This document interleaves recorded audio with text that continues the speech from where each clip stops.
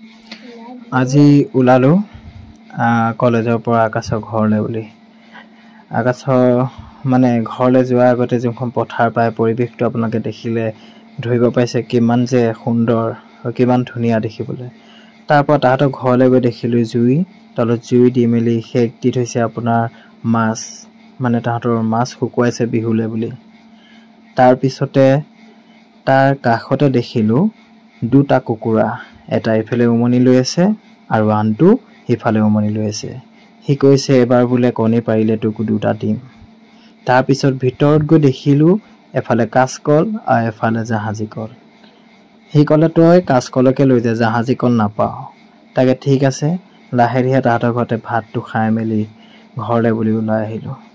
সি ক'লে কাঁচকল থুকাই এইবাৰ লৈ যা, পিছৰবাৰ আহিলে তোক জাহাজী কল দি পঠিয়াম।